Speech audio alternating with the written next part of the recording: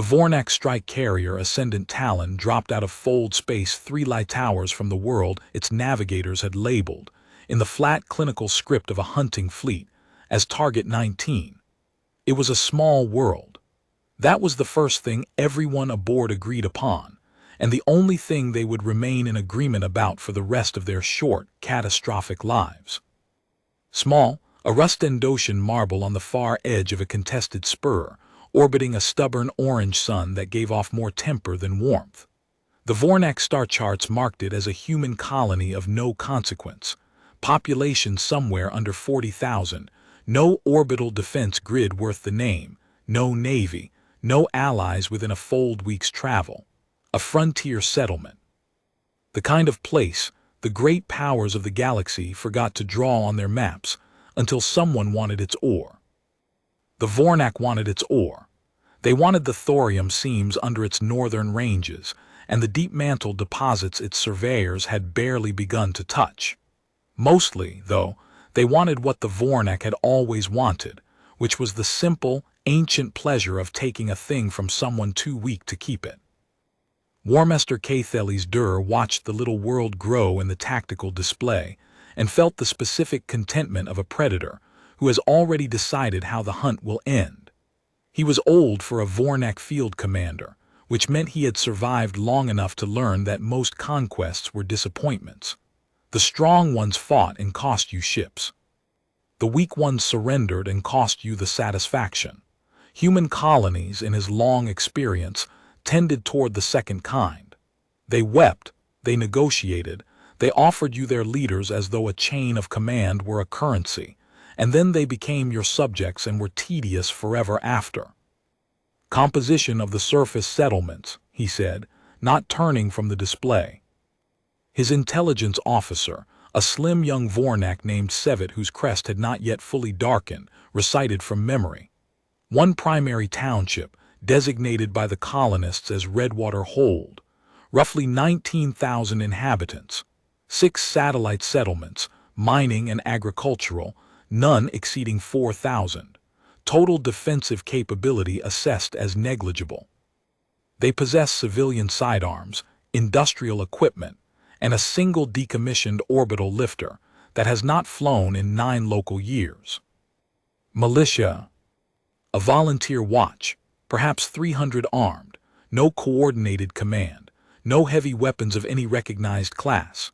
Sevet paused, and Cathelis noted the pause, because young officers who paused were either lying or thinking, and both were worth attention.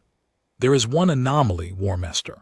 The colony's power and industrial output are considerably higher than a settlement of that size should generate. Their thermal signature is closer to that of a world of 250,000. Cathelis considered this. They are building something. The analysts believe they are simply inefficient. Human colonies often over-engineer their infrastructure. A cultural tendency. They build for populations they hope to have rather than the one they possess. Optimists, Cathelis said, and the word in the Vornak tongue carried a flavor of contempt so specific it could not be translated. It meant something like a creature that starves in autumn because it planned for a spring that never comes. Very well, we take the satellite settlements first to deny them dispersal. Then Redwater, standard subjugation tempo. I want the ore surveys in Vornak hands within 4 rotations. Sevet inclined his crest, and the population, Warmaster. Whatever survives the demonstration may work the mines. Post the terms once we hold orbit. They will accept them. They always accept them. He allowed himself the small luxury of a Vornak smile, all edges. They are farmers, Sevet. They chose a rock this far from anywhere because no one strong enough to matter had bothered to want it. That is not the behavior of warriors. That is the behavior of prey that has convinced itself distance is a shield. He was, in the narrow and immediate sense, correct about the world. He was wrong about everything else, and the shape of that wrongness had a name, and the name was Iri Calloway, and she was 17 years old. And at the moment the Ascendant Talon began its long fall toward her home, she was 200 meters underground with grease to her elbows, cursing at a fusion regulator that would not seat. Iri Calloway had been born on Kesh, which was the name the colonists used, because Target 19 was a Vornak invention and no human on the surface knew it existed yet. Kesh was the whole of her world in the most literal way. She had never left it, never stood on any soil but its red iron dust, never seen a sky that was not that stubborn orange. Her parents had come out on the second wave, 30 years back, when the colony was 6 pressure tents and a promise. Her father had died in a shaft collapse when she was 9. Her mother ran the Eastern hydroponics and had hands like tree roots and a voice that could stop a fight across a mess hall. Iri had grown up, as the colony's children did, half in the tunnels and half in the workshops, because Kesh did not have the luxury of a childhood that was only childhood. Everyone worked. Everyone learned to fix the thing that kept them alive, because the nearest repair depot was a fold week away, and Kesh could not afford to wait a fold week for anything. By 14, she could strip and rebuild a mining drone blind. By 16, she had rebuilt 3 of them from scrap the older techs had written off, and the colony's chief engineer, a burn-scarred woman named Delphine Ayaki, whom everyone simply called Ayaki, had pulled her out of the general labor rotation and made her an apprentice. "You've got the disease," Ayaki had told her, the day she made it official. The one where a broken thing feels like an insult. Most people, a machine dies, they shrug, they file a request, they wait. You, a machine dies near you and you take it personal. She'd said it like a diagnosis and a compliment at once. That's the only kind of engineer worth a damn out here, the kind that takes it personal. Iri had taken that too, the way she took everything, and folded it into the private architecture of who she was becoming. She was not, by the standards of any world with soft edges, a remarkable girl. She was narrow and quick, with her mother's rough hands and a habit of chewing the inside of her cheek when she was thinking, and she wore her dark hair cropped short because long hair caught in machinery, and she had watched that happen to someone once and had not liked it. She laughed easily and lost her temper easily, and both of those things passed through her like weather. What set her apart, what would in the end set her against a Warmaster with a fleet, was not courage, because she did not think of herself as brave, and not genius, because she did not think of herself as clever. It was only the disease Ayaki had named. A broken thing felt like an insult, and she was about to watch someone try to break her entire world. But that was hours away yet. At the moment the ascendant talon crossed the outer marker, Iri was cursing at the fusion regulator in Deep Junction 4, and the regulator was winning. "You are a spiteful little unit," she informed it, "and I want you to know that I know what you're doing." The regulator, being a regulator, said nothing. It simply refused to seat, its coupling ring a half-degree out of true from where it should have been, so that the whole assembly hung there mocking her with its almost. Iri wiped her forehead with the back of her wrist, which only moved the grease around, and reached for the smaller pry bar. Deep Junction 4 was one of the reasons Kesh's thermal signature confused the Vornak analysts. It was a fusion node, one of 11 the colony had built into the deep rock over 3 decades, and 11 fusion nodes was an absurd number for a settlement of 40,000. Most colonies that size ran on 2, maybe 3, and browned out when they ran the smelters. Kesh ran 11 because Kesh had been built by people who had learned, the hard and permanent way, that out here the difference between comfortable and dead was margin. You built more than you needed. You built for the collapse, the breach, the winter that came early, the machine that failed at the worst moment. You built redundancy into everything until redundancy stopped being caution and became a religion. The Vornak analysts had looked at that and seen inefficiency. Iri, seating the regulator at last with a satisfying mechanical thunk and a curse of triumph, would have looked at the analysts and seen fools. Margin was not waste. Margin was the reason her people were still alive on a rock the galaxy had forgotten. Margin was the whole philosophy of Kesh, carved into rock, and it was about to become something the Vornak had no word for at all. "There," she said to the regulator. "Was that so hard?" She keyed her wristcom. Junction 4 back online, node 4 holding. Ayaki, you copy. Static than the older woman's dry rasp. Copy, took you long enough. The coupling ring was warped. Somebody torqued it wrong on the last service. Probably you. Probably me, Ayaki agreed comfortably. Get topside when you're done. Council's calling a general muster. That stopped her, the pry bar halfway to its clip. General musters happened maybe twice a year. Harvest allocation, election of the water board, the big civic machinery of a colony that governed itself because no one else could be bothered to. They did not happen on a random rotation in the middle of a work cycle. What for? A pause on the line. When Ayaki spoke again, the dryness had gone out of her voice, and something else had come into it, something Iri had almost never heard from her, and did not have a name for yet, though she would learn it soon enough. It was the sound of a person choosing their words because the true ones were too large to say quickly. There's a ship, Iri, in the deep dark coming in, big one, warship-shaped. It's not answering hails, and it's not slowing down, and it's not one of ours. A breath. Get topside now. The muster hall at Redwater Hold was the largest enclosed space on Kesh, a broad dome of poured stone and salvaged hull plate that had once been the colony's primary landing bay, and was now its town square, its assembly, its memory of every wedding and funeral and shouting match the settlement had held in 30 years. When Iri came up from the deep levels, it was already filling, and the sound it made was wrong. A muster hall full of people usually roared arguments, gossip, the churn of a small society talking to itself. This one was quiet.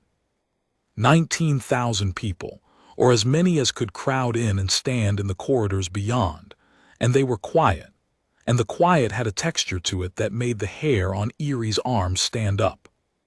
She found her mother near the front, and Ayaki beside her, and a knot of the colony's council on the raised stone platform under the big cracked display that usually showed weather and shaft pressure and now showed something else. A schematic. A ship, rendered in the flat wireframe of the colony's ancient orbital sensors, and beside it a scale marker, and Iri looked at the scale marker and felt the floor of her stomach drop away. The ship was longer than Redwater Hold. Longer than Redwater Hold and both its outer rings put together. It hung in the schematic like a blade held over a throat. On the platform, the head of the council was speaking. His name was Tobias Wren, and he was a careful man who had spent 20 years keeping 40,000 people fed and sheltered and not at each other's throats, and he was, Iri saw, terrified and doing a decent job of not showing it. Received a transmission 4 minutes ago, he was saying. I'm going to play it. I want you all to hear it exactly as we did. And then we're going to talk, all of us, like the people we are. Because whatever this is, we face it together or we don't face it at all. He touched the console, and the voice of Warmaster Cathelis Dur filled the muster hall of Redwater Hold, translated into flat, accentless standard by the Vornak ship's linguistic engine, which stripped from it all the flavor of contempt and left only the words, which were somehow worse for being so calm. Colony designated Target 19. This is the Vornak Strike Force Ascendant Talon. Your world and its resources are now the property of the Vornak Ascendancy. You will cease all industrial activity, gather your population at your primary settlement, and prepare for orbital administration. Any resistance will be met with force disproportionate to its cause. Any attempt to flee, hide resources, or damage infrastructure will be treated as sabotage and punished collectively. You have 1 rotation to comply. This is the only communication you will receive. It is not a negotiation. Comply and live. Resist and be catalogued among the many who resisted. The transmission ended. The silence that followed it was total. Iri Calloway stood in that silence and looked at the ship that was longer than her town on the cracked display, and felt a great many things move through her at once. Fear, yes, a cold flood of it, and under the fear a kind of unreality, the sense that this could not be happening to Kesh, that things like this happened to other worlds, worlds that mattered, worlds someone had heard of. But under that, deeper than the fear and the unreality both, She felt something she recognized. She had felt it 2 hours ago, underground at a regulator that would not seat. A broken thing felt like an insult, and somewhere in the deep dark, a very large stranger had just told her entire world that it was broken, and that he had come to break it further, and that there was nothing at all that 40,000 farmers could do about it. She did not know yet that he was wrong, but she was already in the way that mattered, starting to take it personal. Tobias Wren let the silence hold a moment longer. Then he said, quietly, into the microphone that carried his voice to every corner of the hold, "All right, that's what's coming. Now let's talk about what we do." And a young voice, not Iri's, not yet, but a man near the back, someone she half recognized from the water cruise, called out the thing that everyone was thinking, the thing that had to be said out loud before anything else could be. "We can't fight that. Look at it. Nobody could fight that. We give them the mines and we live. That's the only answer there is." He was not a coward. Iri would remember that later. He was a frightened man saying a reasonable thing. And for a long moment, as the silence swallowed his words, it seemed that the muster hall of Redwater Hold agreed with him. Then Ayaki, standing beside Iri's mother, laughed. It was not a kind laugh or a hopeful one. It was the low, scraping laugh of someone who had seen the numbers no one else had bothered to look at, and it turned every head in the hall. "You want to give them the mines," Ayaki said, loud enough to carry, and she climbed onto the edge of the platform without being asked, because Ayaki had never in her life waited to be asked. "Sure, let's give them the mines. Let me just tell you all a few things about our mines first, about what we built down there, and then you tell me if you still want to hand it over." Iri watched her mentor stand up in front of 19,000 frightened people, grease still on her hands, and begin, quietly, methodically, the way she'd teach an apprentice, to explain why the Vornak had made a terrible mistake. And Iri felt the thing in her chest that had started as an insult begin, slowly, to become a plan. Ayaki did not raise her voice. That was the thing Iri would remember most about the next 10 minutes, that the woman who was about to talk a colony into a war did it in the same flat, teaching cadence she used when she was explaining a coolant loop to a first year. "Kesh was settled by 3 kinds of people," Ayaki began. "Miners, farmers, and engineers. And every one of us came out here for the same reason, which is that we didn't fit anywhere the galaxy had already sorted itself out. We came to the ascent of nowhere because nowhere was the only place that have us. And when we got here, we learned the first lesson this rock teaches everybody, which is that nobody is coming to help you. Not the Navy, not the trade lanes, not the powers that drew the borders we live between. You break your leg out here, you set it yourself. You lose a fusion node, you build another one. You get told help is a fold week away, you learn to never ever need help that fast." She let that sit. "We didn't build this colony to be comfortable. We built it to survive things that were supposed to kill us. That's the only thing we've ever been good at. Surviving things that were supposed to kill us." Someone in the crowd said, thin and desperate, "This is different. This is a warship." "Is it?" Ayaki said, and there was iron under it now. "Let me tell you what a warship is from where I'm standing. A warship is a very large machine, built by people who assumed nobody down here could hurt it, aimed at a colony they assumed couldn't fight. Everything about that ship, everything about the man who sent us that message, is built on an assumption. And I have spent 30 years of my life on this rock learning exactly one trade, which is finding the assumption in a machine and breaking it." She turned to the council, to Tobias Wren. "They think we're farmers who dug some holes. They don't know what's in the holes. They don't know what we are. And I say we do not tell them. I say we let them come down that gravity well thinking they're landing on prey, and we teach them the last lesson this rock has got left to teach, which is the same one it taught us. Nobody is coming to help you. Not even you." It should not have worked. Iri understood that even then, even at 17, it should not have been possible to take 19,000 terrified people who had never held a weapon larger than a mining charge and turn their fear into something with edges. Reason was on the side of surrender. The man near the back had been right. They could not fight that ship, not in the sky, not on any terms the Vornek understood as fighting. But Aoki was not proposing to fight the ship. And the thing she understood, the thing she had learned in 30 years of insults from broken machines, was that a colony like Kesh did not run on reason. It ran on stubbornness. It ran on 40,000 people who had each, privately at some low midnight, decided that this rock was theirs and that they would not be moved off it by cold, by dark, by collapse, by hunger, or by anything the galaxy could send. Aoki did not argue them out of their fear. She reminded them who they were. And who they were, it turned out, was people who did not hand things over. Tobias Wren looked out over the muster hall for a long moment. Then he said, into the silence, "All those in favor of preparing a defense, of not complying, I need to see hands. And I need every one of you to understand what a hand means. It means we might all die. It means they might do to us exactly what that voice promised. This is not a vote you take lightly, and it is not a vote we take again." Hands. Iri raised her hand. She did not decide to. It went up the way a reflex goes, the way you snatch back from a hot surface, and around her the hall filled with hands, not all of them, never all of them. There were people weeping and people shaking their heads in a cluster near the door who would spend the rest of the crisis arguing that this was madness, and they were not wrong either. But the hands were a forest. The hands were a clear and terrible majority. "Then we have a lot of work to do," said Tobias Wren, "and not much rotation to do it in. Aoki, it's your machine now. Tell us how we live." The Vornek did not attack at once, and that was their second mistake.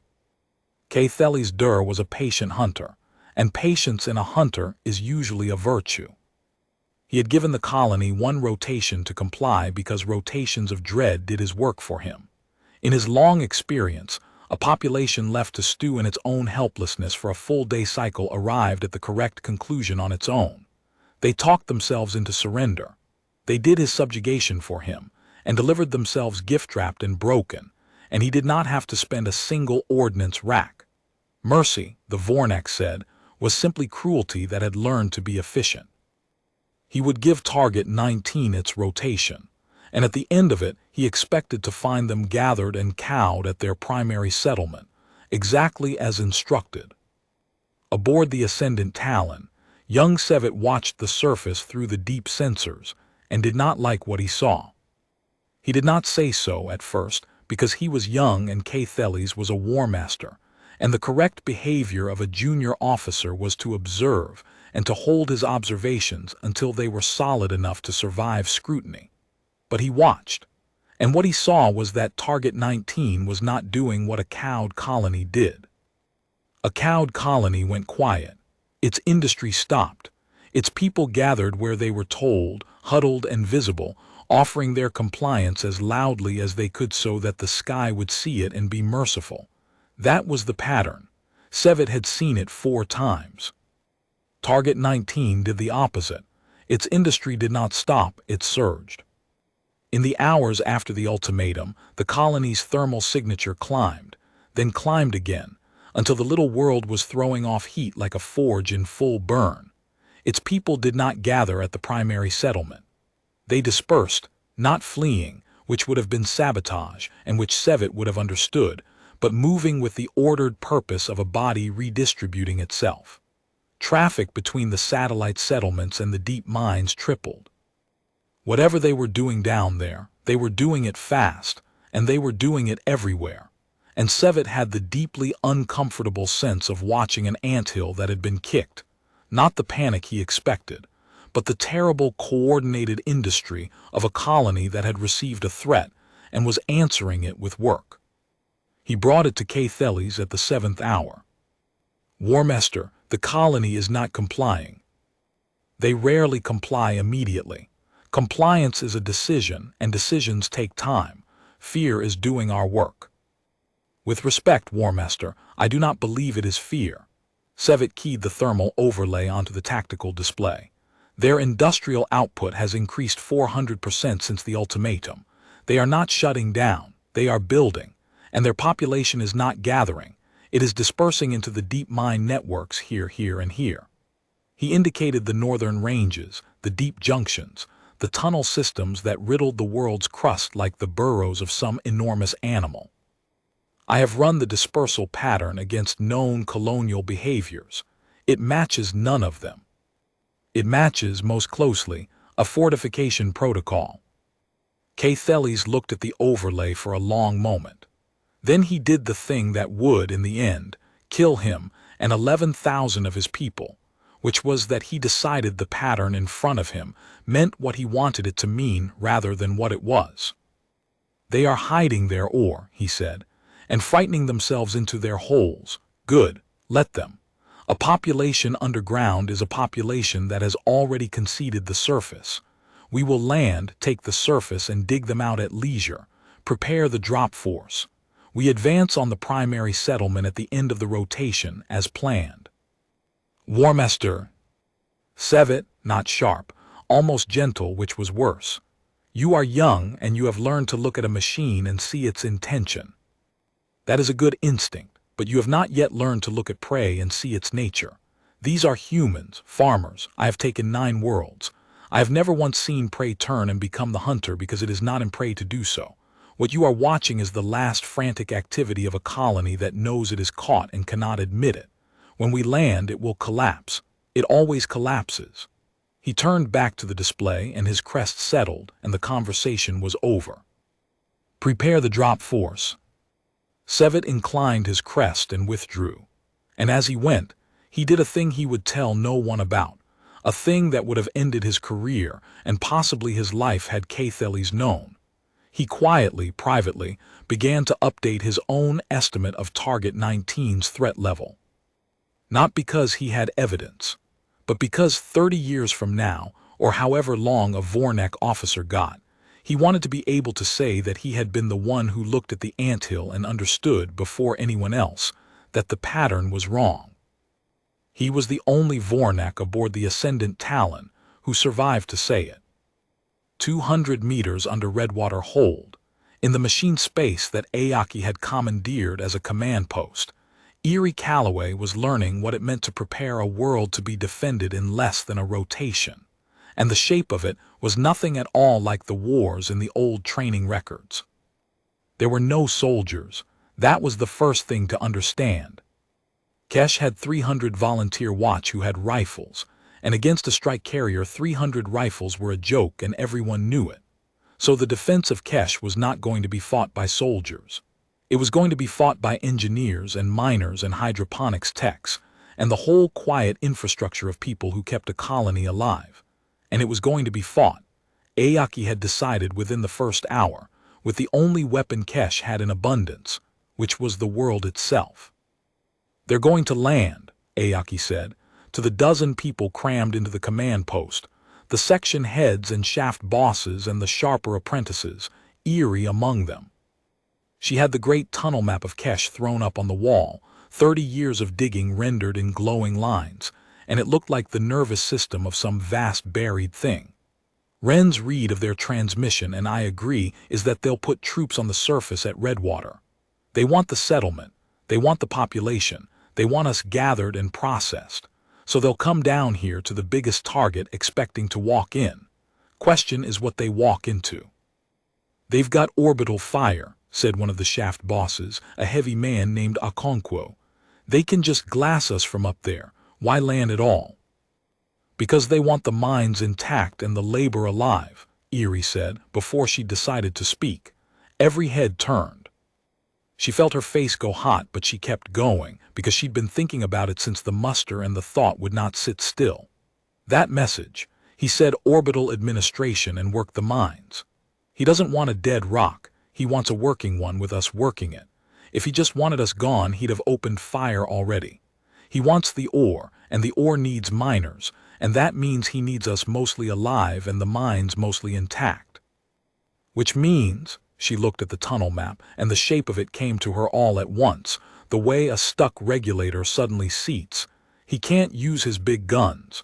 Not really. Not on the deep levels. Every time he glasses a tunnel, he's destroying the thing he came to steal. He has to come down into the dark and take it by hand.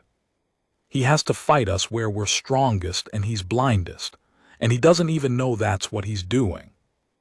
Ayaki looked at her apprentice for a long moment, and something crossed her scarred face that Iri had never seen there before, a kind of fierce private satisfaction, the look of a teacher watching a student overtake her.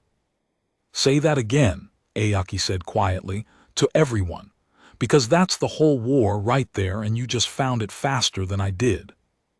Iri looked around the cramped command post at the frightened, exhausted, stubborn faces of the people who had raised her, and she found that her voice, when it came, did not shake. "They think they're bringing an army down a gravity well to a colony that can't fight," she said, "but they're not. They're bringing an army into a machine we built. Every tunnel, every junction, every fusion node, every drone, every meter of this whole rock, we know it and they don't, and they can't use their ships against it without wrecking the thing they came for. Down here their carrier doesn't mean anything. Down here it's just them and us and the dark, and we have spent our whole lives learning the dark." She put her grease-stained finger on the tunnel map, on the great throat of tunnel that led from the surface at Redwater down into the deep. "So we don't stop them landing. We let them land. We let them come in. And we make sure that every single meter they come down, this rock takes something from them, until they've paid more than the ore is worth. Until the man up there in the big ship does the math and realizes he brought a knife into a body that swallows knives." The command post was silent.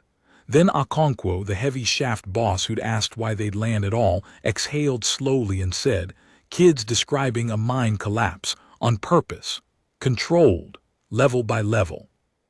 "Kid," said Ayaki, "is describing exactly that, and a whole lot worse. All right." She clapped her grease-black hands once, and the sound was a starting gun. "Here's how we're going to build a war out of a mining colony, and we've got maybe 19 hours to do it, so nobody sleeps until it's done." They had 19 hours, and they used every minute of them. And the thing they built in those hours had no name because no one had ever needed to build it before. Iri would remember the 19 hours as a single unbroken stretch of motion, a fever dream of tunnels and torque and shouted numbers, in which the whole colony of Kesh became, for the first and last time, a single organism with a single purpose. She did not sleep. Almost no one slept. And what they made in that fever was not a fortress, because a fortress is a thing you hide behind, and Kesh was not going to hide. What they made was a trap with 40,000 moving parts, and every part of it was a machine that the colonists had built for some other purpose and now bent, in 19 desperate hours, toward killing. The mining charges came first. Kesh had thousands of them, shaped demolition charges for breaking rock, precise and powerful, the ordinary tools of a colony that lived by digging. Ayaki's crews rigged the great throat tunnel from the surface at Redwater down into the deep with a lattice of them, keyed not to blow at once but in sequence, level by level, each charge wired to a manual trigger held by a person who would watch the enemy pass and decide in the moment whether the price was right. Not automatic. Ayaki was firm on that. "A machine can't tell the difference between a soldier and a scout," she said. "A person can. We're not glassing them from orbit. We're not them. Every charge gets a hand on it and a pair of eyes." The drones came second. Kesh had 411 mining drones, squat, heavy, treaded and armed with the cutting lasers and rock hoggers of their trade, machines built to chew through stone for weeks without rest. They were not weapons. But a cutting laser that could carve granite could carve armor, and a rock hogger that could bore a shaft could bore a great many other things. And Iri, who had rebuilt more of these drones than anyone alive, spent 9 of the 19 hours in a scream of sparks and swearing turning them into something their designers had never imagined. She stripped their governors. She overrode their safeties. She rewrote the targeting on the cutting lasers so that instead of holding a precise line through rock they could sweep, and she gave 140 of them a new instruction set, crude and brutal, that told them one thing: anything Vornak-shaped that comes down the tunnel, cut it. They'll burn out, an older tech objected, watching her purge a governor. You take the limiter off a mining laser, it'll fire maybe 40 seconds before the emitter cooks. 40 seconds is a long time in a tunnel, Iri said, not looking up. And we've got 400 of them. We don't need any single one to last. We need there to always be another one. Margin, the whole philosophy of Kesh, turned into a weapon. You did not build the perfect drone. You built 400 imperfect ones and accepted that most would die, because you had margin, because margin was the difference between comfortable and dead, and today it was going to be the difference between the Vornak and the ore. The fusion nodes came third, and the fusion nodes were Iri's idea, and they were the thing that would eventually reach up out of the deep dark and touch the Ascendant Talon itself, though no one knew that yet. 11 nodes, she said to Aoki in the 12th hour, both of them gray-faced with exhaustion. We run the whole colony on 3 comfortably. We built 11 for margin, so 8 of them are just sitting there, held back, waiting for a disaster. This is the disaster, Aoki said. That's what I mean. Iri had the node schematics up, and her eyes were bright in a way that had nothing to do with sleep. A fusion node doesn't just make power. It makes a containment field and a plasma bottle, and if you tell it to, it can dump that plasma. We use it for the deep smelters controlled dumps into the crucibles, but the dump isn't fussy about where it goes. If I reroute the dump conduits, she traced lines on the schematic tunnel after tunnel, I can put a plasma vent anywhere in the deep network that has a conduit run to a node. I can make any tunnel in the deep levels breathe fire. Once. For about 4 seconds, but 4 seconds of a fusion dump in an enclosed tunnel. Aoki looked at the schematic for a long time. That's not a defense, she said finally quietly. That's an atrocity if it hits people. It'll be hitting the people who came to take our home. But Iri's voice was not triumphant, and she was glad it wasn't, because she did not want to be the kind of person to whom this came easily. Aoki, he told us he'd punish us collectively. He told us we were a catalog entry. He wants to walk his army down that throat tunnel and take our whole world by hand. I'm not going to let him do it cheap. I'm going to make the deep dark of Kesh the most expensive real estate in the galaxy. And if that's an atrocity, she thought about her father, dead in a shaft 9 years gone, about her mother's root-hard hands, about the orange sky she had never once left. Then it's ours and we'll carry it. And it's still better than the alternative, which is doing nothing while they load us into the mines like machinery. Aoki put a hand on her apprentice's shoulder. It was a rare thing. She was not a woman who touched people. You're 17, she said. I know how old I am. I'm saying you shouldn't have to be the one who thought of this. But I did think of it, Iri said. So I'd better be the one who builds it right. She built it right. In the last 7 hours before the rotation ran out, she rerouted the dump conduits of 8 fusion nodes into a lattice of plasma vents keyed to manual triggers, and she double-checked every coupling and every ring, because a warped coupling in a mining regulator was an annoyance, and a warped coupling in a plasma dump was a tunnel full of dead friends, and she did not sleep, and she did not stop. And when the rotation ran out and the Vornak drop force fell screaming out of the orange sky toward Redwater Hold, the deep dark of Kesh was ready for them, and they did not know it, and that ignorance was the most valuable thing in the entire star system, and it belonged entirely to a colony of farmers. The drop force hit Redwater Hold in the gray hour before the colony's dawn, and for the first 11 minutes everything went exactly the way Warmaster Cathelis Dur had promised his officers it would. 40 landing craft came down in a ring around the settlement, disgorging Vornak assault troops in ordered ranks, heavy, armored, disciplined carrying weapons that could reduce a human to vapor at 300 meters. They met no resistance. The surface of Redwater Hold was empty. The colonists had abandoned it, pulled back and down, leaving the town square and the muster hall and the workshop standing silent and lightless under the graying sky.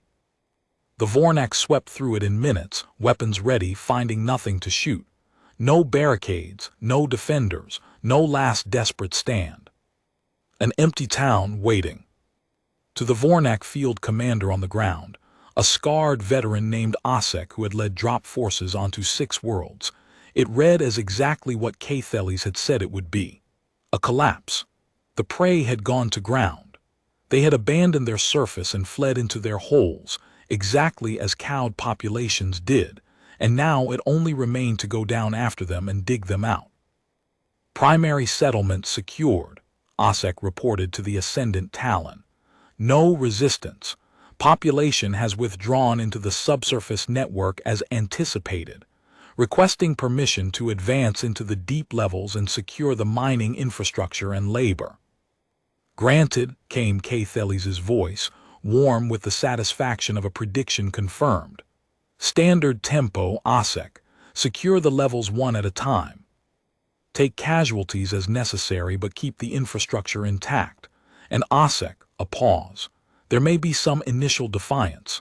A few armed civilians, perhaps a barricade or two. Do not be surprised by it. It is the last twitch of a body that does not yet know it is dead. Push through it. Once they see that resistance costs them everything and gains them nothing, they will break. They always break. Understood, Warmaster. Osek assembled his advance column at the Great Throat Tunnel, the main descent from Redwater holed into the deep, a broad engineered shaft wide enough to drive heavy equipment down, spiraling into the dark. It was the obvious route, the only route that made sense for an armored force, and the colonists had left it open and unblocked, which Osek read as one more sign of their collapse. He put 200 troops into the column, heavy assault infantry with mobile armor support, and he gave the order to advance, and the column moved down into the dark of Kesh, weapons up, lights blazing, confident and disciplined and utterly, catastrophically blind. They descended the first level without incident. The second. On the third, the tunnel narrowed, engineered to narrow, though Osek did not know that, funneling the wide, confident column into a tighter corridor where armor could not spread and infantry had to bunch. On the fourth level, the lights of the column swept across the first thing that did not belong. A mining drone, squat and treaded, sitting motionless in a side gallery, dead-looking, one more piece of abandoned colonial equipment. Then it turned its head, and its cutting laser came up and it fired. The beam took the lead armor unit through the join between its forward plates, where the metal was thinnest, at a range of 40 meters, and the mining laser that could carve granite carved the armor exactly as well, and the unit lurched and stopped with a hole burned clean through its power core. And before Osek could even register what had happened, the tunnel behind that first drone came alive. 6 more of them, 10, sliding out of side galleries and maintenance nooks the Vornak had swept past without a second glance, their cutting lasers sweeping across the bunched column in a lattice of light, and 40 seconds was a long time in a tunnel, and there was always another one. Contact, Osek roared, and his troops returned fire, and their weapons were far better than the drones, and they killed the drones easily. A mining drone had no armor and died to a single Vornak assault burst. But there were 400 of them and 200 of him, and for every drone the Vornak vaporized, another slid out of the dark, and each one bought 40 seconds of chaos, 40 seconds of a cutting beam sweeping through armor and infantry both, and the column that had descended so confidently found itself fighting for its life against farm equipment in a tunnel it did not understand. And that was when, 200 meters below and 8 levels down, in a machine space lit by the glow of 11 fusion nodes, a 17-year-old girl with grease to her elbows watched the drop force column on a bank of salvaged sensor feeds, counted them past the 4th level trigger point, and put her hand on the first manual charge. "Hold," said Ayaki beside her. "Let them commit. Let the whole column get past the choke. We only get to spring this once." Iri held. She watched the Vornak fight her drones, watched them win against her drones, watched their confidence reassert itself as they cut through the swarm and pushed deeper, exactly as she'd known they would, because a column of 200 armored soldiers was always going to beat 400 mining drones. That was never the point. The drones were never meant to win. The drones were meant to make the Vornak feel like they were winning. The drones were bait. Almost, Iri breathed. The last of the column cleared the 4th level choke, pushing down into the narrower corridor of the 5th.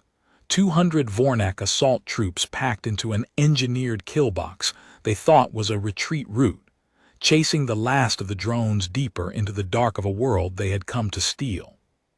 Now, said Aoki. Iri Calloway triggered the collapse. The charges did not blow all at once. That was the cruelty of the design, and Iri had wept a little over it in the building, because there is a difference between killing an enemy and unmaking him, and what she had built was closer to the second. The charges blew in sequence, from the deep end forward.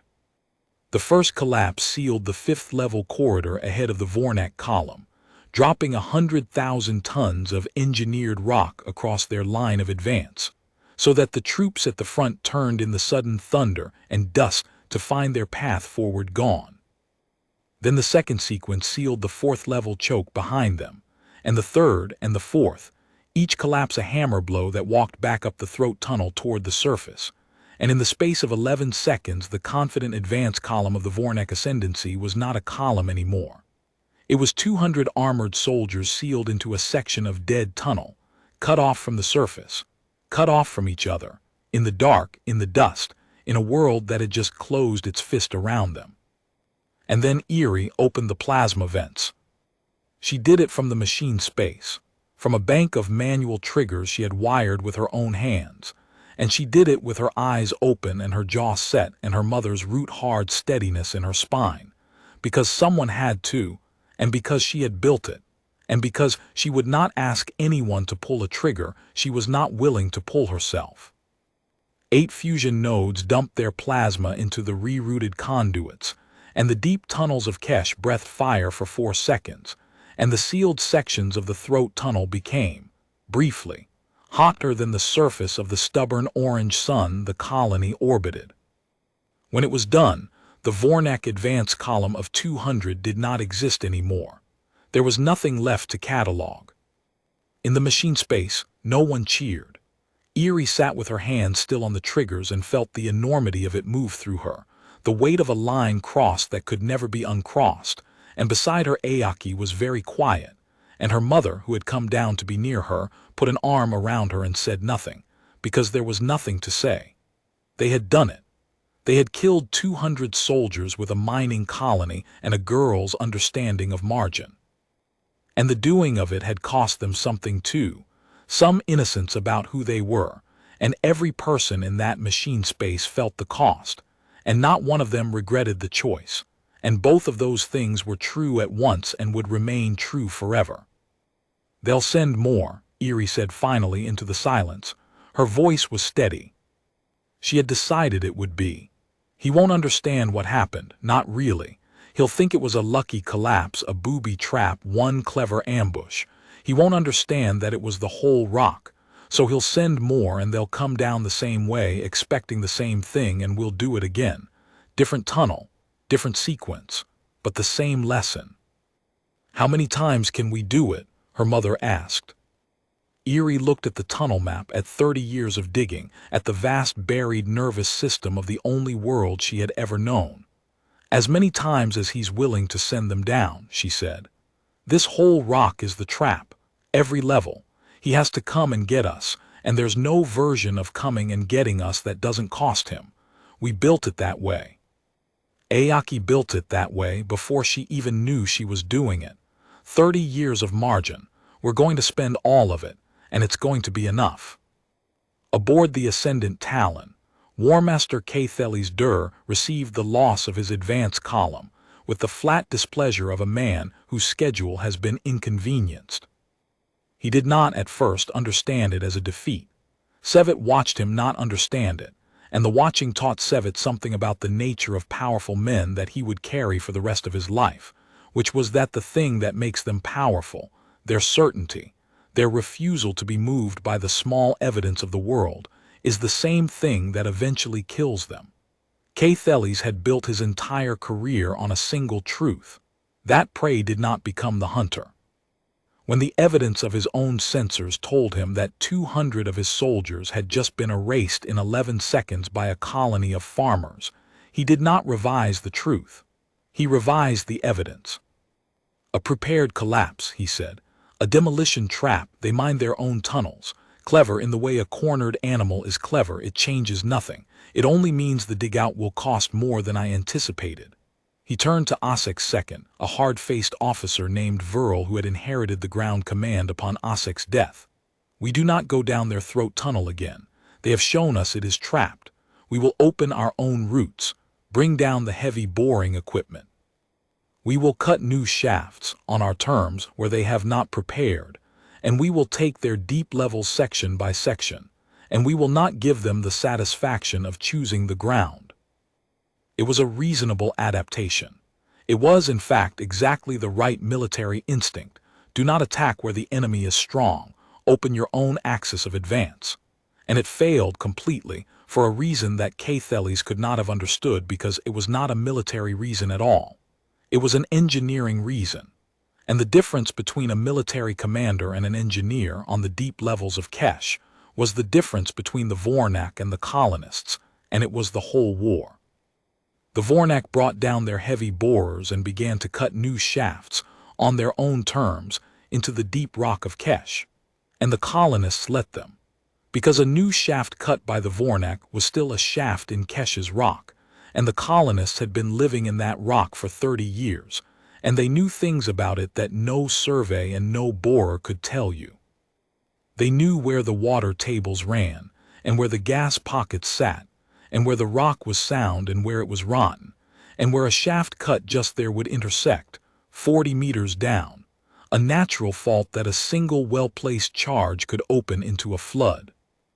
The Vornak cut their own shafts, congratulating themselves on their initiative, and the colonists watched on their sensors, and Iri Calloway sat with her tunnel map and her deep, native, 30-year knowledge of the bones of her world, and she told the charge crews exactly where to be. The first Vornak shaft flooded. It cut into a water table the colonists had known about for 2 decades, and the colonists had pre-weakened the intervening rock, and when the borer punched through, 40 meters of pressurized aquifer came down the shaft in a black roaring wall and took the whole cutting crew and their equipment with it. The second Vornak shaft hit a gas pocket, and the colonists put a single spark into it. The third collapsed under its own vibration, because the colonists had seeded the surrounding rock with microcharges tuned to the exact resonance of a Vornak borer, so that the machine dug its own grave by the simple act of digging. By the 3rd day of the ground campaign, the Vornak had lost over 1,000 soldiers and had not secured a single deep level of Kesh. And on the surface of the little world, the workshops of Redwater Hold stood empty and silent, and the deep dark below them ate everything the Ascendancy sent into it, and Warmaster Catheles Dur began, for the first time in a long and successful career, to feel the cold edge of an emotion he did not have a Vornak word for, because the Vornak had never needed one. It was the feeling of a hunter who has followed a blood trail into a cave, and heard, from somewhere in the dark ahead, the cave breathe. Sevet found the pattern before anyone else, because Sevet had been looking for it since the 7th hour of the first rotation. He built it quietly in his own quarters. From the raw sensor logs the tactical staff dismissed as noise. The thermal fluctuations, the seismic traces, the maddening trickle of contradictory readings that came up out of the deep levels and made no coherent sense. He built it because he had watched the anthill and known the pattern was wrong, and he wanted to understand the wrongness fully before he brought it to the Warmaster, because he understood by now that Catheles would only revise his certainty in the face of something too large to revise around.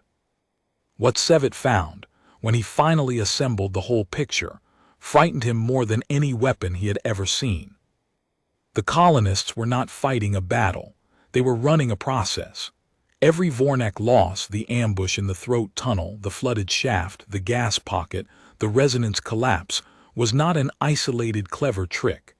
It was one output of a single integrated system, and the system was the entire world. The colonists had turned Kesh itself into a machine whose only function was to consume anything the Vornak fed into it. And they were operating that machine with a coordination and a native fluency that no invading force could match. Because the invaders were fighting on a battlefield, they had entered 3 days ago, and the defenders had been building it for 30 years. And there was something else. Something in the seismic traces that made Sevet's crest go cold and flat against his skull. The colonists' power output. It had surged when the ultimatum came, and everyone had noted it, and everyone had assumed it was the frantic activity of a colony preparing its defense. But Sevet looked at the deep seismic traces of the fusion nodes, and he saw that the power output had not just surged. It had been rerouted. The fusion nodes of Kesh, 11 of them, an absurd number and inefficiency, the analysts had said were being run, in the intervals between the deep-level ambushes, at a load pattern that had nothing to do with defending tunnels.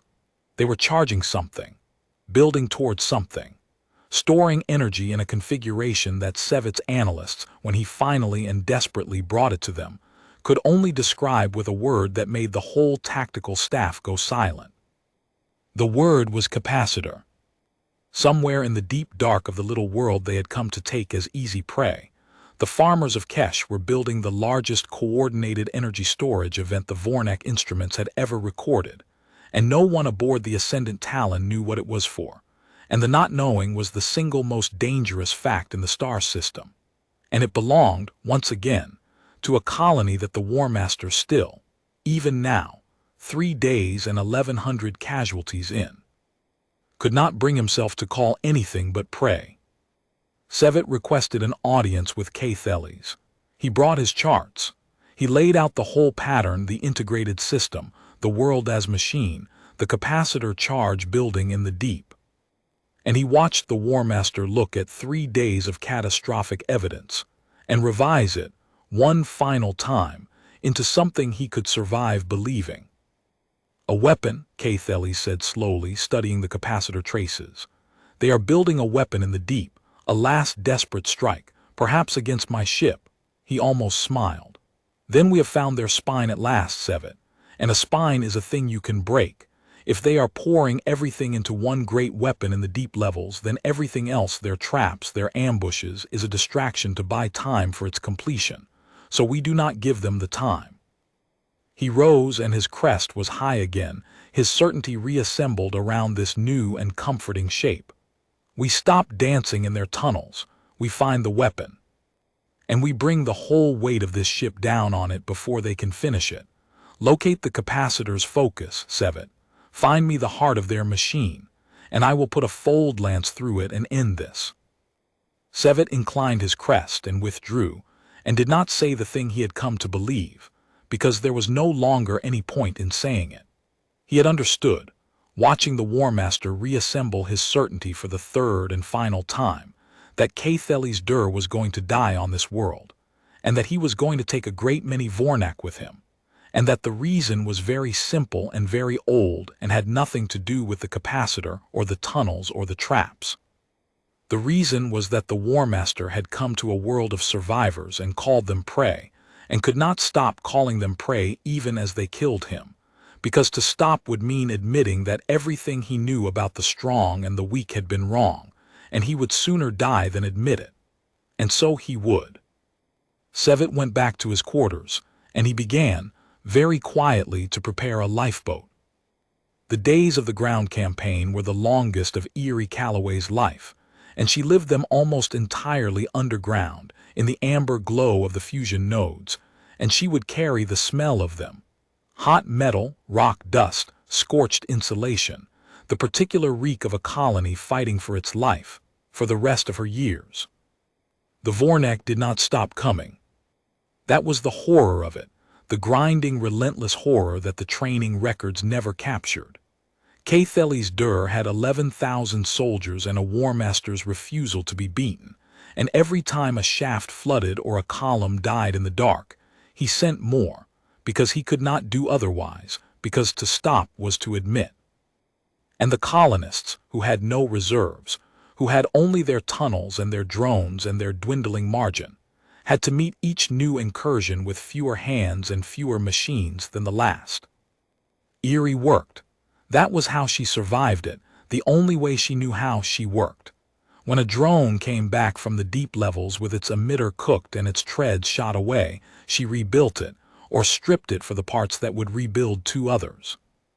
When a charge crew reported a Vornak borer cutting toward the eastern water table, she pored over the tunnel map with her mother's steadiness in her spine, and found them the fault line that would drown it. She slept in 90-minute snatches on a cot wedged between two node housings, and she ate what was put in front of her without tasting it. And she learned, in those days, the thing that separates a person who has a plan from a person who has to live inside it while it costs. Because it cost. 41 colonists died in the ground campaign, charge crews caught by a Vornak advance that moved faster than expected, drone handlers trapped when a level came down early, a water tech named Baz Ferreira who held a manual trigger too long, waiting to be sure the price was right, and paid the price himself. Iri knew most of their names. She had grown up with some of them. And every one of them was a weight she added to the private architecture of who she was becoming. And she did not let the weight stop her hands, because stopping her hands would have meant more names. And so she worked, and she grieved later in the 90-minute snatches alone, where no one could see the 17-year-old under the engineer. "You're doing the thing," Ayaki told her on the third night, finding her staring at nothing over a half-rebuilt drone. "What thing?" "The thing where you carry all of it, every name. Like if you set one down, you've dishonored them." Ayaki lowered herself onto a crate, her scarred face tired past exhaustion. "I did it too, my first collapse, 9 dead. I carried every one of them like a stone in my chest, and I thought putting one down would make me a monster." She was quiet a moment. "It won't. You're allowed to survive this, Iri. That's the whole point. That's what we're fighting for. Not to be worthy of the dead, just to live. Just to keep this rock ours. The living is the honoring. Don't let anybody tell you different, and don't tell it to yourself." Iri did not answer, but she set down the drone, and she slept 4 hours that night instead of 90 minutes, and in the morning her hands were steadier, and she understood a little better the thing that had let a burn-scarred woman survive 30 years on a rock that killed people. You carried the dead, but you did not let them stop you living. And the living, done well enough, done stubbornly enough, on a small world that no one had ever come to help. The living was the whole war, and always had been, and would be right up to the moment she put her hand on a trigger and fired her world at the sky. Cathelis Dur was right that the colonists were building a weapon in the deep. He was wrong about what it was for, and the wrongness was the last mistake he ever made, and it was the biggest one. And it was the reason the whole galaxy would eventually learn the name of a Rustandosian world it had forgotten to draw on its maps. The capacitor was Iri's design. Of course it was. She had been building toward it in her head since the moment in the command post when she'd understood that the Vornak could not use their ship against the deep levels. Because the corollary of that understanding, the thing she had not said out loud even to Ayaki, was that if the ship could not reach down into the deep, then the deep would have to reach up to the ship.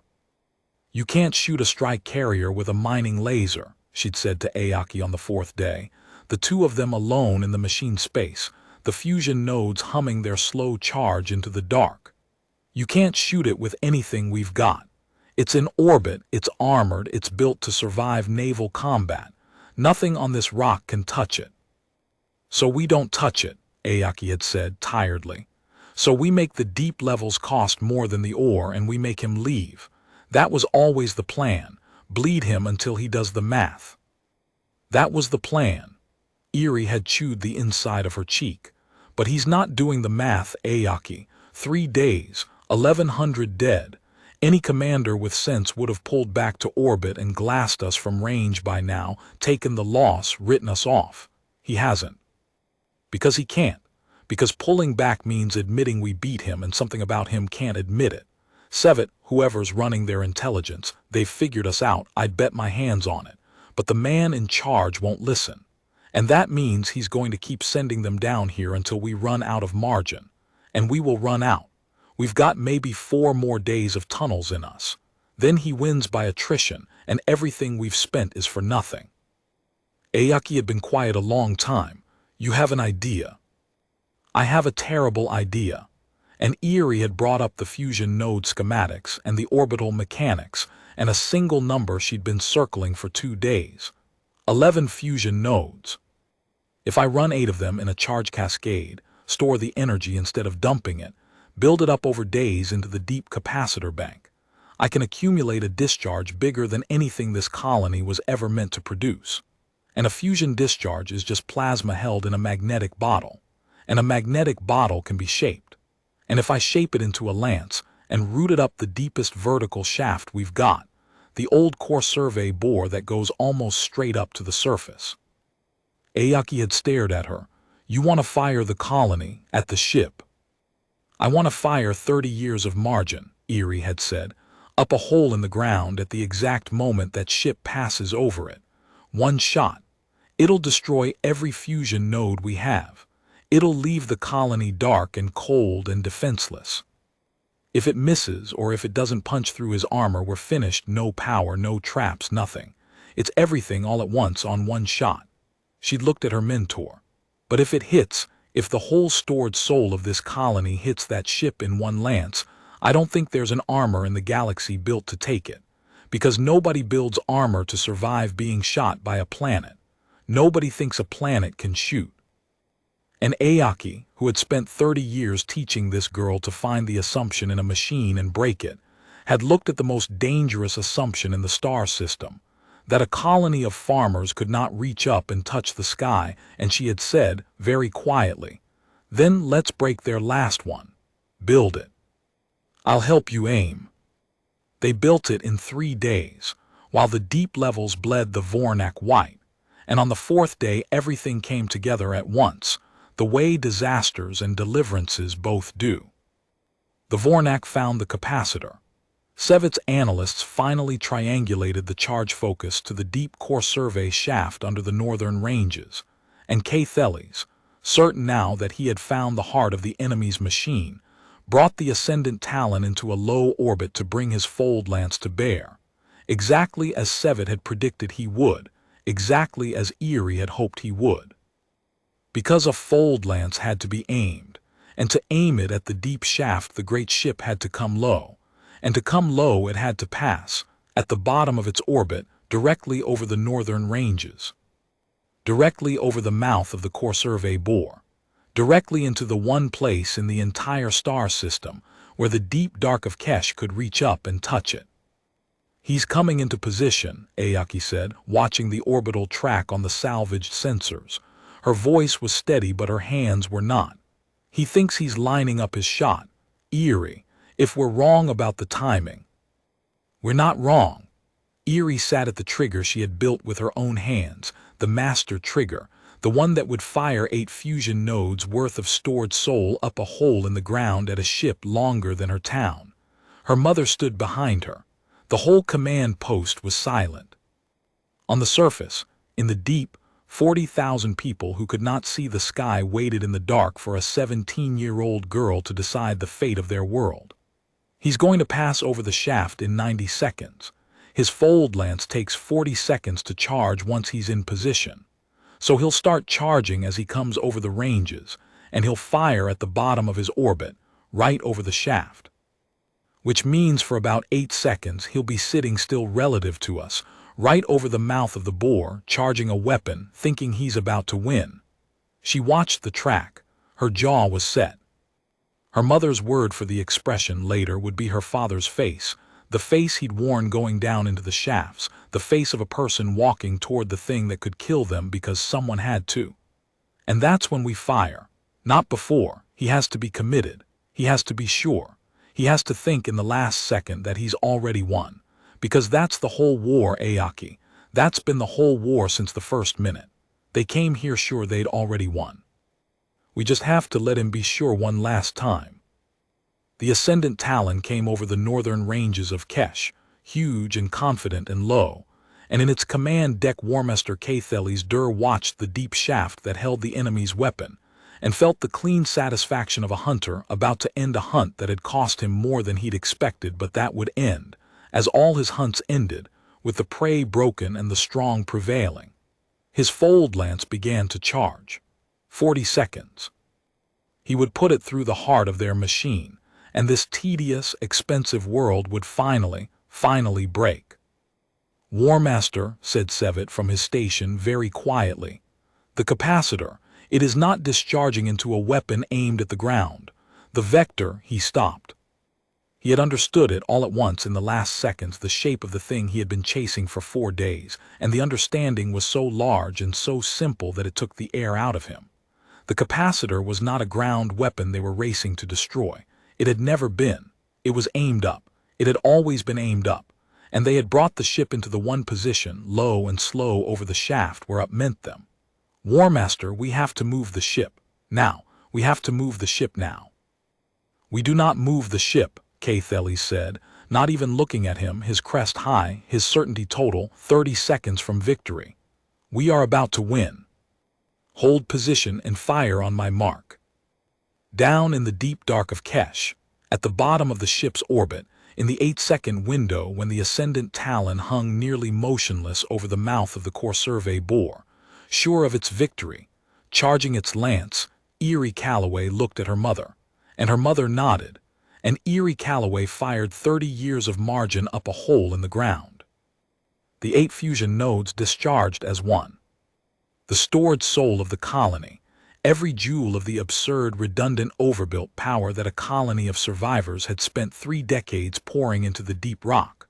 All of it, all at once, shaped by a 17-year-old's understanding of magnetic bottles into a single coherent lance, screamed up the Courserve bore at a fraction below the speed of light, and erupted out of the northern ranges of Kesh into the low orbital dark.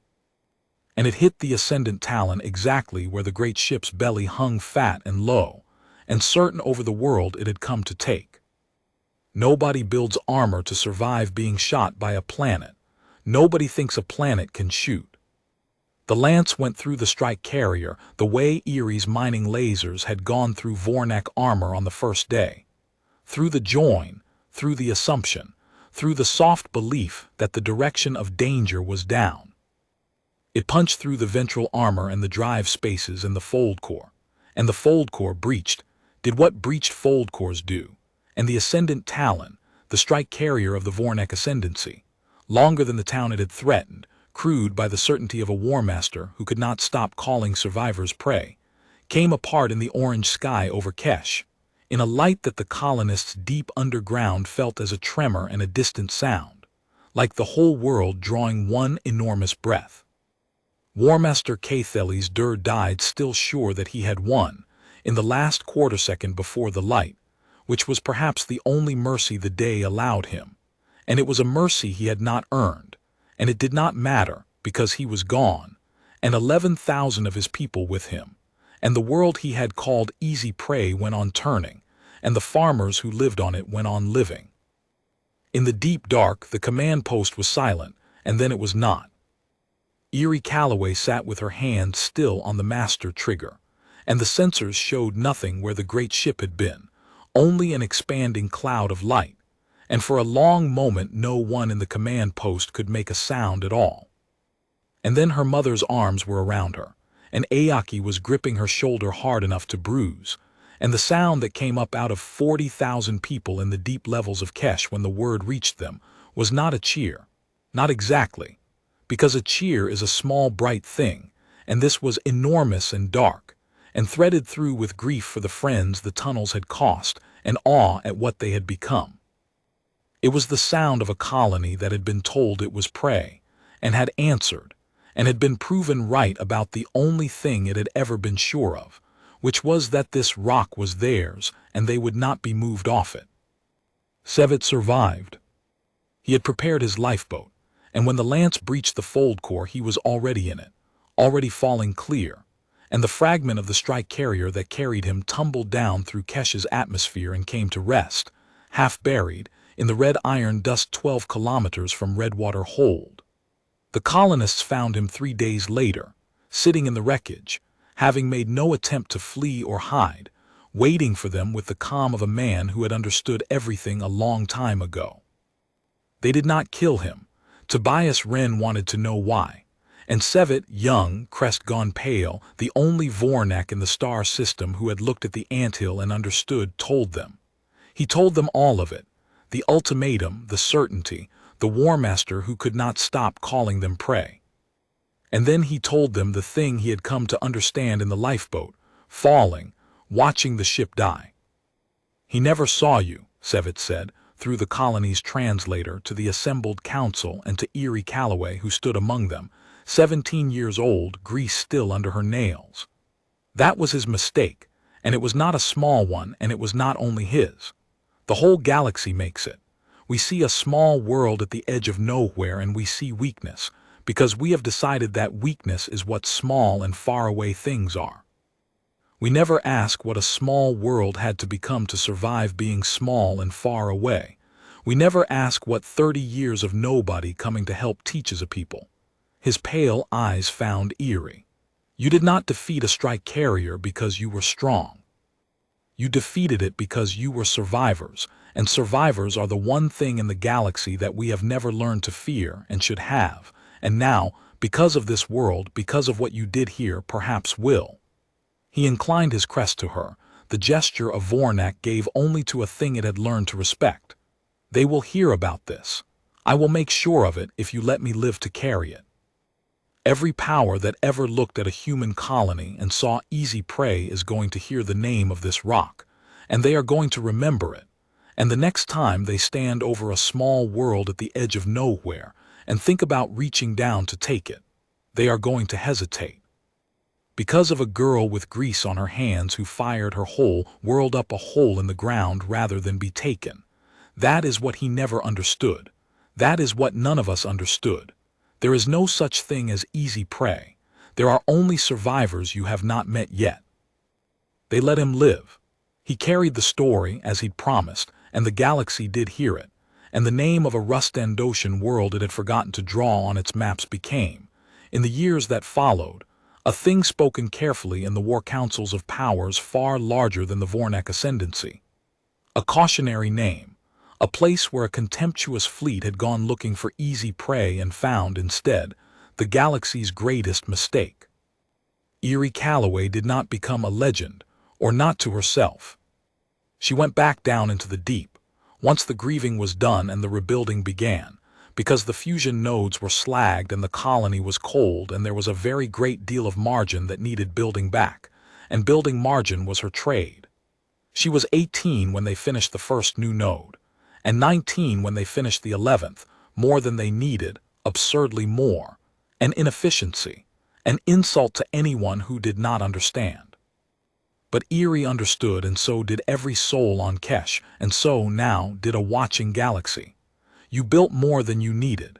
You built for the collapse, the breach, the winter that came early, the fleet that fell out of the dark calling you prey. You spent 30 years pouring your soul into the deep rock of a world nobody wanted, and you kept the margin, and you held it in reserve against the day someone strong and certain came to take what was yours. And on that day you reached up out of the dark they thought was your grave, and you touched the sky, and you taught them the last lesson your rock had left to teach. Nobody is coming to help you, so you become the help. So you become the thing that no one saw coming on a small world at the edge of nowhere, with grease on your hands and your whole world at your back, and you make them pay for the sky they thought was theirs, and you do not let them move you, not by cold, not by dark, not by contempt, not by any fleet the galaxy can send. You were never prey. You were only survivors they hadn't met yet, and now they have.